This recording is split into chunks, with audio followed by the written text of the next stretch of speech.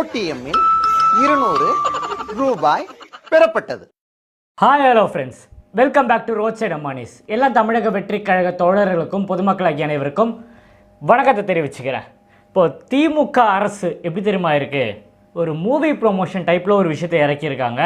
ரொம்ப சிம்பிளான விஷயம்தான். ஆனால் நான் அந்த துறையிலேருந்து வந்தனால, சினிமா துறையிலேருந்து வந்தனால எனக்கு சில பல விஷயங்கள்லாம் தெரியும்.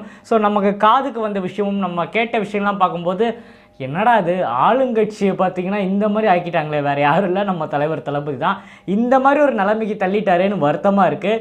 ஸோ இப்போது முதலமைச்சர் நம்ம சிஎம் சாரோட மனநிலை எப்படி தெரியுமா இருக்கும், என்னடா விஜய் அவர்கள் வந்துட்டார், இது எங்கள் அப்பா இருக்கும்போது வந்திருக்கக்கூடாதா, அதாவது கலைஞர் இருக்கும்போது வந்திருந்தால் பரவாயில்ல, நம்ம எப்படியாவது முட்டி மோதிக்கலாம், நான் சிஎம் ஆகிற டைம்லேயா வரணும், சரி பேசாமல் நம்ம பையன் சின்னவர் அவரை வேணா சிஎம் ஆக்கி விட்டுலாமா, அவரை நிற்க வச்சுருவோமா, நம்ம ரிட்டையர் ஆகிடலாம், ஓய்வு எடுத்துக்கலாம், நம்ம போய் உட்காந்துக்கலாம், அப்படி தோத்தா டேய் நீ உன்னை நிற்க வச்சேன் அதெல்லாம் தோத்தேன் அப்படின்னு சொல்லிடலான்ற மாதிரி மனநிலைக்கு அவர் வந்துட்டார்.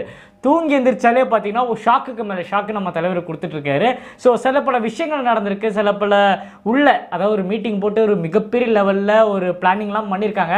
நம்ம காதுக்கு சில விஷயங்கள் வந்து அதை உங்ககிட்ட ஷேர் பண்ணணும், பொதுமக்களுக்கு அதை தெரியப்படுத்தணும்னு நினச்சேன். அதனால தான் இந்த வீடியோ. வாங்க வீடியோக்குள்ளே போகலாம்.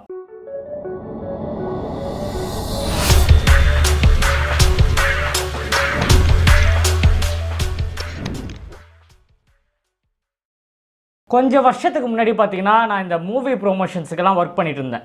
என்னோடய தொழில் அதுவாக தான் இருந்துச்சு. இப்போ கூட சினிமா இண்டஸ்ட்ரியில் தான் நான் ஒர்க் பண்ணிகிட்ருக்கேன். ஸோ நான் பார்த்தீங்கன்னா இந்த மூவி ப்ரொமோஷன்ஸு, ப்ரெஸ் மீட் அதெல்லாம் பண்ணிகிட்டு இருந்தேன். ஸோ அப்போ மூவி ப்ரொமோட் பண்ணுறதுக்கு நம்ம சில பல விஷயங்கள்லாம் பண்ணுவோம். அது என்னென்னு பார்த்தீங்கன்னா, மீடியாவில் இன்ஃப்ளூயன்ஸாக இருக்கவங்க, அதாவது ஃபாலோவர்ஸ் அதிகமாக இருக்கவங்க, யார் யார் கொஞ்சம் போஸ்ட் போட்டால் நிறைய ரீச் ஆகுமோ அந்த மாதிரி ஆளுங்க, ப்ரெஸ் மெம்பர்ஸ் எல்லாரையும் கூப்பிட்டு ப்ரிவியூ ஷோ போடுவோம், படத்தை காட்டுவோம், காட்டி முடிச்சுட்டு இந்த படத்தை பற்றி பாசிட்டிவ் ரிவ்யூ போடுங்க, படம் நல்லா இருந்தால் எழுதுங்க. சில பேர் எழுதுவாங்க, சில பேர் நேர்மையாக இருப்பாங்க. இந்த மாதிரி தான் இருக்காங்க. அதில் நிறைய இன்ஃப்ளூயன்சர்ஸ் இருக்காங்க. அவங்க பார்த்தீங்கன்னா நிறைய ஃபாலோவர்ஸ் வச்சுருப்பாங்க. ஸோ அவங்களாம் பார்த்தீங்கன்னா இப்போ 2 ட்வீட் போடணுன்னா அவங்களுக்கு ஒரு 500 200 1000 கொடுத்தா அவங்க பார்த்தீங்கன்னா ட்வீட் போடுவாங்க. அவங்களுக்கு இந்த ரஜினிகாந்த் படம்னோ, தனுஷ் படம்னோ, சிவகார்த்திகேயன் படம்னோ, விஜய் சேதுபதி படமோ இதெல்லாம் கிடையாது. அவங்களுக்கு நம்ம பேமெண்ட் பண்ணால் நம்ம அவங்க ஃபஸ்ட் லுக்கோ இல்லை அவங்க சாங் ரிலீஸோ எதுவாக இருந்தாலும் அவங்களோட பேஜில் அவங்க ப்ரொமோட் பண்ணுவாங்க. ஸோ அதை பார்த்தீங்கன்னா நம்ம டைப் பண்ணி கொடுக்கணும் என்ன போடணுன்றதை. இப்போ எக்ஸாம்பிள் ஒரு ஃபஸ்ட் லுக் வருதுன்னு பார்த்தீங்கன்னா, இப்போ இன்னவரோட படம் ஃபஸ்ட் லுக் ரிலீஸ் ஆகுது, இந்த டைமில் ரிலீஸ் ஆகுது, இதுதான் போஸ்ட்டுன்னு சொல்லி அனுப்பிச்சிட்டா அவங்க அப்படியே காப்பி பண்ணி பேஸ்ட் பண்ணிவிடுவாங்க. இதுதான் வழக்கமாக இருக்குது. இப்போ நீங்கள் நார்மலாக நம்ம எக்ஸ்தலத்தில் எடுத்து பார்த்தீங்கன்னா நிறைய பேர் இன்ஃப்ளூயன்சர்ஸோட நிறைய பேர் பேஜில் பார்த்தீங்கன்னா, இப்போ எக்ஸாம்பிள் ஒரு தனுஷோட ஃபஸ்ட் லுக் வருதுன்னா நிறைய பேஜஸ்லாம் அதே ஃபாண்டோட அதே கேப்ஷனோட இருக்கும். அதே மாதிரி தனுஷ் மட்டும் சொல்ல, பர்டிகுலர் அவருன்னு நான் சொல்லலை, நிறைய ஆக்டர்ஸ் சின்ன படங்களாக இருந்தாலும் சரி, பெரிய படங்களாக இருந்தாலும் சரி, அந்த ஃபாண்டு அந்த பேப்பரு எல்லாமே, அதாவது போஸ்டர் எல்லாமே பார்த்தீங்கன்னா ஒரே மாதிரி இருக்கும். ஹேஷ்டேக் முதற்கொண்டு எல்லாமே அந்த டேரக்டரை டேக் பண்ணி, ஹீரோவை டேக் பண்ணி போடுவாங்க. ஸோ இது வழக்கமாக சினிமா துறையில் நடக்கிற விஷயம்தான். ஸோ இதை பார்த்தீங்கன்னா நம்ம திமுக அரசு, அதாவது விளம்பர மாடல் அரசு பார்த்தீங்கன்னா கையில் எடுத்திருக்காங்க. நான் ஏன் இதை சொல்கிறேன்னு பார்த்தீங்கன்னா, ஸோ விஜய் அண்ணன் திருச்சியில் ஒரு ஆரவாரமான ஒரு சுற்றுப்பயணத்தை முடிச்சுட்டு வந்துட்டார். ஸோ தூக்கமே இல்லைங்க, எங்கே திரும்பினாலும் விஜய் அவர்களை பற்றி பேசுகிறாங்க, எங்கே போனாலும் அவரை பற்றி தான் கேட்குறாங்க. அமைச்சர்களெல்லாம் ப்ரெஸ் மீட்டில் உட்காந்துல விஜய் அவர்கள் எடுத்தோடனே விஜய் அவர்கள் அதை பண்ணார், விஜய் அவர்கள் இதை பேசினாரே, நீங்கள் என்ன எதிர்பார்க்குறீங்க அப்படின்னு சொல்லி தான் திமுக அமைச்சர்கள் யார் உட்கார்ந்தாலும் ப்ரெஸ் மீட்டில் இதுதான் நடக்குது. ஸோ என்ன பண்ணாங்கன்னா, சின்னவர் பார்த்தீங்கன்னா ஒரு மீட்டிங் ஒன்று போயிருக்காரு, ஒரு நிகழ்ச்சி, திமுக நிகழ்ச்சிக்கு எதுக்கோ ஒன்று வெளியே போயிருக்காரு. அவர் போய் வந்து ஒரு வீடியோ கிளிப்பிங் ஒன்று ஷேர் பண்ணியிருக்காங்க. ஸோ பார்த்தோன்னே எனக்கு குபீர்னு ஆயிடுச்சு. என்னன்னு பார்த்தா அந்த கேப்ஷன், நான் முன்னாடி சொன்னல மூவி ப்ரொமோஷன் யூஸ் பண்ணுவாங்கன்ட்டு, அதே மாதிரி அந்த கேப்ஷன் முதற்கொண்டு அந்த வீடியோ எடுத்து ஷேர் பண்ணியிருக்காங்க. ஒரு சேனல் 2 சேனலுங்க, கிட்டத்தட்ட 20-25 சேனல். இதில் திமுக ஐடி விங்குன்னு தனியாக இருக்குது, அவங்களுக்கு 200 கொடுத்து அவங்கள ஒரு தனியாக உட்கார வச்சு அது ஒரு டீம் தனியாக ஒர்க் பண்ணுது. இது பார்த்தீங்கன்னா தனியாக இந்த இன்ஃப்ளூயன்சர்ஸை வச்சு பண்ணுறாங்க. இதுக்கப்புறம் இன்னொரு லெவலும் அவங்க போயிருக்காங்க. உங்களுக்கு தெரியும், இன்ஸ்டாகிராமில் இன்ஃப்ளூயன்சர்ஸோட வேல்யூ என்னன்னு உங்கள் எல்லாருக்குமே தெரியும். ஒரு படம் ரிலீஸ் ஆகுதுன்னா அந்த ஹீரோவோ வந்து நிற்பாங்க, கூட யார் ஃபாலோவர்ஸ் அதிகமாக இருக்காங்களோ, எந்த சேனல் அதிகமாக இருக்கோ அவங்க கூட நின்று டான்ஸ் சொல்லுவாங்க. அதை ரீலாக பண்ணி பார்த்தீங்கன்னா இன்ஸ்டாகிராமில் ஷேர் பண்ணுவாங்க. இதுதான் பெரும்பாலும் நிறைய படத்துக்கு நடக்குது. நீங்கள் ரீசெண்டாக கூட பார்த்துருப்பீங்க, விஷால் அவர்களோட படத்துக்கும் நிறைய படத்துக்கு அவங்களாம் டான்ஸ் ஆடுறது அந்த இன்ஃப்ளூயன்சர்ஸோட பேஜில் போடுவாங்க. நிறைய பேர் அந்த படத்தை ப்ரொமோட் பண்ணுவாங்க. இது ஒரு டைப் நடக்குது. இதுக்குள்ளேயும் பார்த்தீங்கன்னா திமுக இறங்கியிருக்கு இப்போது ரீல்ஸ் வழியாக. அதாவது ஸ்டாலின் அவர்கள் பேசுகிற ப்ரெஸ் மீட்டாக இருக்கட்டும், எதுவாக இருந்தாலும் பார்த்தீங்கன்னா அவர் ஃபாரின் ட்ரிப்பு போனது வந்தது எல்லாமே பார்த்தீங்கன்னா ரீல்ஸில் வருது. என்னடா வருதுன்னு போய் பார்த்தா எல்லாமே இன்ஃப்ளூயன்சர்ஸ் பேஜ். அதுக்குள்ளே பார்த்தீங்கன்னா அவங்களுக்கு விஜய்னோ, ஸ்டாலினோ, இல்லை சீமானோ, எடப்பாடி பழனிசாமினோ இந்த மாதிரி பாகுபாடே கிடையாது. காசு கொடுத்தா அவங்க போடுவாங்க. இதுதான் வழக்கமாக இருக்குது. ஸோ இதில் இறங்கியிருக்காங்க. இதை பார்த்த உடனே எனக்கு குபீர்னு மூமெண்ட் ஆகிடுச்சு. ரீசன் என்னன்னா, ஒரு ஆளுங்கட்சி இந்த அளவுக்கு இன்ஃப்ளூயன்சர்ஸை வச்சு வேலை செய்கிறாங்கன்னா என்ன மனநிலைக்கு தள்ளிட்டாங்க அவங்கள நம்ம தலைவர். ஸோ தூக்கம் இல்லாமல் எதனா பண்ணணும். இப்போ பாருங்கள், நம்ம திருச்சி பயணத்தை முடித்தோன்னே திமுகவோட எவ்வளோ நிகழ்ச்சிகள். கிருஷ்ணகிரி போகிறாரு, மாற்றுத்திறனாளிக்கு வண்டி கொடுக்குறாரு, சின்னவர் அங்கே போகிறாரு, இவர் இங்கே போகிறாரு, ஃபுல் அண்ட் ஃபுல் நிறைய அமைச்சர்கள். நேற்றெல்லாம் பார்த்தீங்கன்னா நிறைய அமைச்சர்கள் பார்த்தீங்கன்னா ப்ரெஸ் மீட் கொடுத்துருக்காங்க. இதில் எல்லாத்துலேயும் விஜய் அவர்களை பற்றி தான் பேசுகிறாங்க. இன்னொரு முக்கியமான நரேட்டிவ் செட் பண்ணியிருக்காங்க. நான் 2-3 ஸ்க்ரீன்ஷாட் போடுறேன் பாருங்கள். ஸோ இது என்ன இப்படி கிரியேட் பண்ணுறாங்கன்னா, அதாவது இது திருச்சிக்கு வரத்துக்கு முன்னாடி என்ன பிளான் பண்ணாங்கன்னு பார்த்தீங்கன்னா, விஜய் அவர்கள் ஈவினிங் 6 மணிக்கு மேலே வெளியே வரமாட்டார். ஷூட்டிங் இருந்தால் கூட காலையில் 7 to 6 தான், அதுக்கு மேலே வரமாட்டார். ஏன்னா ரீசன் என்ன, 7 மணிலேருந்து பார்த்தீங்கன்னா அவர் வீட்டுக்குள்ளே தான் இருப்பார். அவர் சரக்கு அடிக்கிற பழக்கம் இருக்குது, ஃபுல்லாக ட்ரங்க் அடிக்ட் அவர். அதனால தான் காலையில் எழுந்திரிச்சு அவர் ஒரு மாதிரியாக இருப்பார். இதுதான் வழக்கமாக நடந்திருக்கு. அதனால் கட்சி மீட்டிங்காக இருந்தாலும் என்ன மீட்டிங்காக இருந்தாலும் காலையிலே முடிச்சிருங்கன்னு சொல்லிட்டாரு இப்படின்னு சொல்லி ஒரு கேப்ஷனை ரெடி பண்ணி இதே மாதிரி பார்த்தீங்கன்னா சர்க்குலேட் பண்ணுறாங்க. நிறைய ஸ்க்ரீன்ஷாட் போட்டேன். அதாவது வெங்கட் பிரபு கூட அவர் பார்த்தீங்கன்னா ஏதோ ஒரு செலிப்ரேஷனில் இருக்கார். அது ஏதோ ஒரு பார்ட்டி ஹால் தான். அதுக்குள்ளே பார்த்தீங்கன்னா ஃபோட்டோஸ் 2-3 ஃபோட்டோஸ் இருக்குது. அதை எடுத்து போடுறாங்க. பார்த்தீங்களா அவங்க தலைவர் என்ன பண்ணுறாரு அப்படின்னு சொல்லி இதை ஷேர் பண்ணுறாங்க. ஸோ இதே டெம்ப்ளேட்டை நிறைய பேர் ஷேர் பண்ணுறாங்க. ஸோ என்னென்னா ஒரு நாள் 2 நாள் 3 நாள் தொடர்ந்து இதே போஸ்ட்டாக அவங்க சர்க்குலேட் பண்ணுறாங்க. இதை எப்படி கிரியேட் பண்ணுறாங்கன்னா, விஜயகாந்த் சார் அரசியல் வரும்போது அவங்க கிரியேட் பண்ண விஷயங்கள் தான். அந்த டைமில் பார்த்தீங்கன்னா இந்த இன்ஃப்ளூயன்சர்ஸ் இந்த மார்க்கெட்டிங்லாம் ரொம்ப கம்மி. அதனால் நியூஸ் பேப்பர்ஸ், சின்ன இந்த ஃபேஸ்புக்கு அவர் இருக்கும்போது என்னென்ன சோஷியல் மீடியா என்னென்ன ஆக்டிவிட்டீஸ் பண்ண முடியுமோ அதை வச்சு ப்ரொமோட் பண்ணாங்க. அப்போ டிஃபேம் பண்ணுறதுக்கு யாருமே இல்லை. அதாவது நம்மள மாதிரி விர்ச்சுவல் வாரியர்ஸும் யாரும் ஐடி விங்கு ஸ்ட்ராங்காக இல்லை. இருந்திருந்தால் உடனே விஜயகாந்த் சாருக்கு அங்கே பேசியிருப்பாங்க. அவர் இந்த நிலைமைக்கு வந்திருக்கவும் மாட்டார்.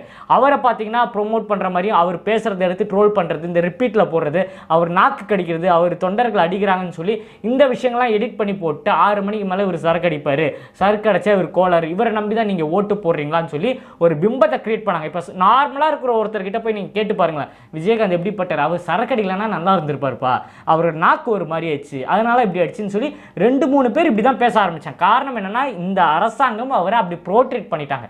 அதுக்கப்புறம் இதுக்கு முன்னாடியே நான் சொன்ன மாதிரி தான் சூப்பர் ஸ்டார் ரஜினிகாந்த் அவர்கள், நம்மலாம் அவர் எப்படி பார்த்துருந்தோம், அவரோட ரேஞ்சு இந்த வயசில் அவர் அந்த ஸ்டார்டமை பிடிச்சி வச்சிருக்காரு, இவ்வளோ பேரை க்ரௌட் புல்லிங் உள்ளே கொண்டு வராருன்னும் போது அவர் அரசியல் வரேன்னு சொல்கிறதுக்கு முன்னாடி பார்த்திங்கன்னா அவர் நம்ம மைண்டில் ஒரு ட்ரெண்ட் செட்டாக இருந்தார். அரசியல் வரேன்னு சொன்னதுக்கப்புறம் பாருங்கள், ஆன்லைனில் எல்லா மீடியாலும் அவரை பற்றி அவதூறு பேசுகிறதும், அவர் ஒரு ப்ரெஸ் மீட் கொடுக்குறாருன்னு வைங்களேன், ஏதாவது ஒரு மக்களை சந்தித்து ப்ரெஸ் மீட் கொடுக்குறாருன்னா அவரை பேசுகிறத திரும்ப ரிப்பீட் போடுறது, ஒரு நிமிஷம் தலையே சுற்றிச்சுன்றதை ஹேஷ்டேக் போட்டு ட்ரெண்ட் பண்ண ஆரம்பிச்சிட்டாங்க. ஸோ ரஜினிகாந்த் சாருக்கே இந்த நிலைமையை கொண்டு வந்தாங்க. ஸோ அதே தான் நமக்கும் அப்ளை பண்ணுறாங்க. ஏன்னா அவங்க ஒரு விஷயம் மட்டும் தெரிஞ்சுக்கணும், எப்போவுமே எல்லா வீடியோலையும் சொல்கிறது தான், எங்கள் அண்ணன் கூட நாங்கள் இருக்கோம், எங்களை மாதிரி நிறைய பேர் இருக்காங்க. கிட்டத்தட்ட தமிழ்நாடு மட்டும் கிடையாது, ஆல் ஓவர் நிறைய கண்ட்ரீஸில் பார்த்தீங்கன்னா நிறைய பேர் விர்ச்சுவல் வாரியர்ஸ் இருக்காங்க. நீங்கள் என்ன எடுத்து போட்டாலும் ஒரு ஆணையும் பிடுங்க முடியாது. அதுக்கான பதில் நாங்கள் கொடுப்போம். இந்த வீடியோவும் அதுக்கு தான் சமர்ப்பணம். தயவு செஞ்சு இது எல்லா பொதுமக்களுக்கும் தெரியப்படுத்தும். இந்த மாதிரி ஒரு நரேட்டிவை பார்த்தீங்கன்னா செட் பண்ணுறாங்கன்ட்டு ஒரு மீட்டிங், ஒரு அவசர கூட்டம் ஒன்று போட்டிருக்காங்க. போட்டு எல்லாருக்கிட்டையும் என்ன சொல்லியிருக்காங்கன்னா, அதாவது இந்த திருச்சி மீட்டிங்க்கு அப்புறம் என்ன சொல்லியிருக்காங்கன்னா, ஆனால் அவருக்கு தெரிஞ்சிச்சு நைட்டு 1 மணி வரைக்கும் இவர் பிரச்சாரம் பண்ணிட்டார், பெரம்பலூர் போக முடியல, மிட் நைட் வரைக்கும் இவர் பண்ணிட்டார். ஸோ இந்த 6 மணிக்கு மேலே காணாமல் போயிடுவார். என்னாச்சு, அதுதான் விஷயம். அவர் வராரு, ஃபுல் டைம் அரசியலில் இறங்கிட்டாரு. இனிமேல் டே பை டே அவங்களுக்கு அடிதான் தெரிஞ்சிச்சு. உடனே அமைச்சர்கள் எல்லாரையும் கூப்பிட்டு, தொண்டர்கள் எல்லாம் கூப்பிட்டு திமுக சைட்லேருந்து ஒரு மீட்டிங் போட்டு ஒன்று சொல்லியிருக்காங்க. என்னென்னா, அவங்க கூட இருக்கவங்கலாம் பார்த்தீங்கன்னா அந்த பசங்கள்லாம் நாலேஜ் இல்லாத பசங்க, அதாவது காட்டு மிராண்டிகள் அப்படின்னு சொல்லியிருக்காங்க. யோசிச்சு பாருங்கள், தமிழ்நாட்டில் இருக்கிற யங்ஸ்டர்ஸ் எல்லாமே காட்டு மிராண்டிகள் இப்படின்னு சொல்லி எல்லா இடத்துலையும் ப்ரொமோட் பண்ணுங்கள். எந்த ப்ரெஸ் மீட் போனாலும் யார் என்ன கேட்டாலும் பதில் இதாக தான் இருக்கணும். அதாவது அவங்க என்ன கேள்வி கேட்டாலும் அதை சுற்றி வளைச்சு, விஜய் கூட இருக்கிறவங்களாம் காட்டு மிராண்டிகள், அவங்களுக்கெல்லாம் பக்குவதை கிடையாது, மரத்து மேலே ஏறுவாங்க, கம்பியில் தொங்குவாங்க, இதை ரோடை சேதம் பண்ணுவாங்க, ஒரே பிரச்சனை பண்ணுவாங்க, அவங்க கூட இருக்கவங்கலாம் கொஞ்சம் திமிரு பிடிச்சவங்க, இந்த விஷயத்தை பார்த்தீங்கன்னா நரேட் பண்ணுங்கன்ட்டு. இப்போ ஒரு வீடியோ கிளிப்பிங் ஷேர் பண்ணுறேன் பாருங்கள்.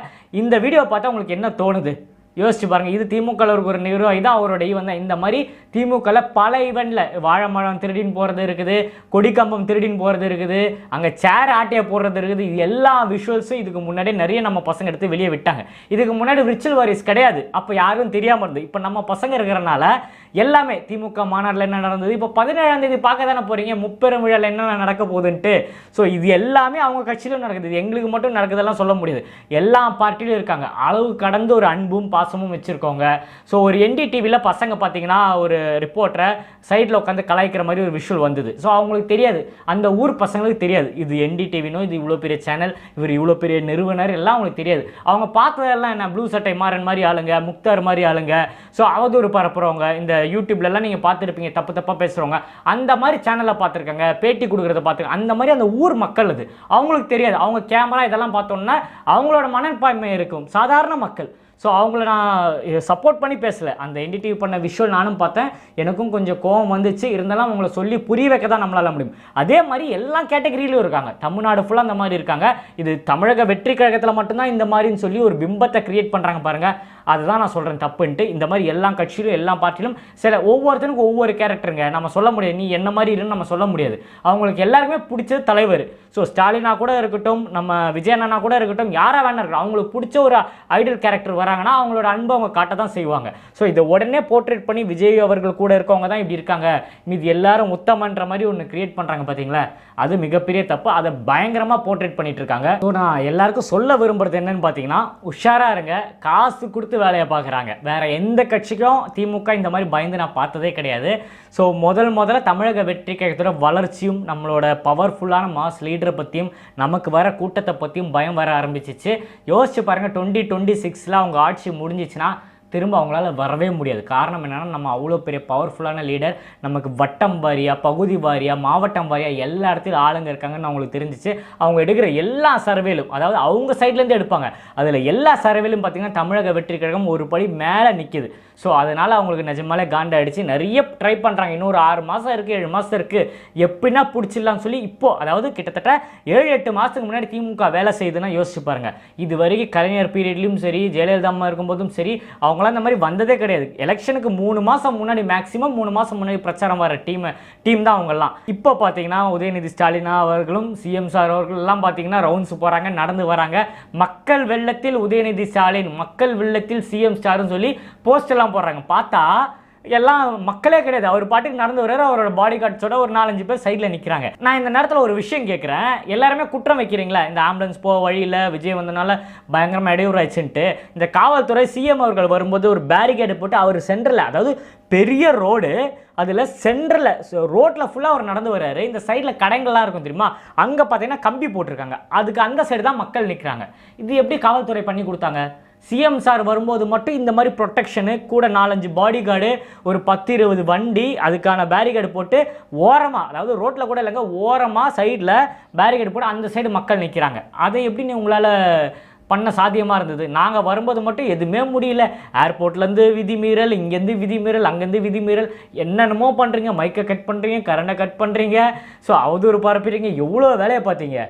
ஸோ இப்போ ஏன் பண்ண முடியல? இப்போ வருங்காலங்களில் பார்க்க தானே போகிறோம். அடுத்த சனிக்கிழமை எங்கள் தலைவர் போகிறார் அடுத்த சுற்றுப்பயணம். அதுக்கு என்னென்ன பேச போகிறீங்கன்னு தெரியல. இன்னும் வருங்காலங்களில் நிறைய பேர் நிறைய அவதூறுகள் பரப்புவாங்க. பார்க்குற மக்கள் நீங்கள் தான் விழிப்புணர்வாக இருக்கணும். யாருக்கு என்ன எப்படி பண்ணணும்னு உங்கள் எல்லாருக்குமே தெரியும். ஸோ விஜய் நான் சொன்னார், வண்டியாக வந்து காசை கொட்டுவாங்க, கோடியாக இறக்குவாங்கன்ட்டு. ஸோ அந்த திருச்சியில் இருக்கிற மக்கள் பேசின 2-3 வீடியோ பார்த்தேன். அவங்க சொல்லும் போது தான் தெரிஞ்சுது, காசை வாங்கிப்போம், ஆனால் ஓட்டு யாருக்கு குத்தணும்னு எங்களுக்கு தானே தெரியும். அவ்வளோ பேர் இருக்காங்க, அத்தனை பேருக்கும் தெரியும் யாருக்கு ஓட்டு குத்தணும், சின்ன மட்டும் வரட்டோங்க அப்படின்றாங்க. ஸோ எல்லார் மைண்ட்லேயும் அது ரிஜிஸ்டர் ஆயிடுச்சு. விஜய் அவர்கள்ன்ற ஒரு அரசியல் கட்சி ஆரம்பிச்சிட்டாரு, மக்களை சந்திக்கிறாரு, நிறைய நல்ல விஷயம் பண்ணியிருக்காரு, நிறைய விஷயங்கள் பண்ண போகிறாருன்றத நிறைய கேள்வி கேட்க இந்த மாதிரி ஒரு யங்ஸ்டர் வந்திருக்காங்கன்னு சொல்லி எல்லார் மைண்ட்லேயும் வந்துடுச்சு. இனிமேல் வருங்காலம் பொற்காலம் தான். ஸோ வெயிட் பண்ணி பார்ப்போம். ஸோ இந்த வீடியோ உங்களுக்கு பிடிச்சிருந்தா மறக்காமல் நம்ம சேனலை சப்ஸ்கிரைப் பண்ணுங்கள். பக்கத்தில் ஒரு பெல் பட்டன் இருக்கும், அதையும் கிளிக் பண்ணுங்கள். அப்போ தான் நான் போடுற வீடியோ உடனே உங்களுக்கு நோட்டிஃபிகேஷன் வரும். நிறைய பேர் கேட்குறீங்க, போன 2-3 வீடியோஸ்லையும் நான் சொன்னேன், இன்ஸ்டாகிராம் ஐடி கொடுங்க பிரதர், மெசேஜ் அனுப்பணும், பேசணும்லாம் சொல்கிறீங்க. என்னோட இன்ஸ்டாகிராம் ஐடி பார்த்தீங்கன்னா வில்லிவாக்கம் ஜே அஸ்வின், வில்லிவாக்கம் அஸ்வின் டைப் பண்ணாலே என்னோட ப்ரொஃபைல் வந்துடும். ஃபாலோ பண்ணிவிட்டு எனக்கு மெசேஜ் பண்ணுங்கள், நம்ம அங்கே கூட பேசலாம். அதே மாதிரி ரோட் சைடு அம்பானிஸுக்கும் நமக்கு ப்ரொஃபைல் இருக்குது, அதையும் ஃபாலோ பண்ணிக்கோங்க. அங்கேயும் மெசேஜ் பண்ணால் நான் ரிப்ளை பண்ணுறேன். நிறைய பேர் கமெண்ட்ஸ் பண்ணுறீங்க, கமெண்ட்ஸ் எல்லாம் நான் படிக்கிறேன். உங்களோட கருத்துக்கள் இதை பற்றி, அந்த தப்பான நரேட்டிவ் ஒன்று பிம்பத்தை கிரியேட் பண்ணுறாங்களே, எல்லாருக்குமே பண்ண மாதிரி நமக்கும் பண்ணுறேன்னு ஒரு தப்பான விஷயத்தை நமக்கும் ட்ரை பண்ணுறாங்களே, இதை பற்றி நீங்கள் என்ன நினைக்கிறீங்கன்றதை மறக்காமல் கமெண்ட்டில் ஷேர் பண்ணுங்கள். இன்னும் நிறைய வீடியோவில் சந்திப்போங்க. ஸ்டார்ட் டேக் கேர், பாய். நான் உங்கள் ஏஜே. நன்றி.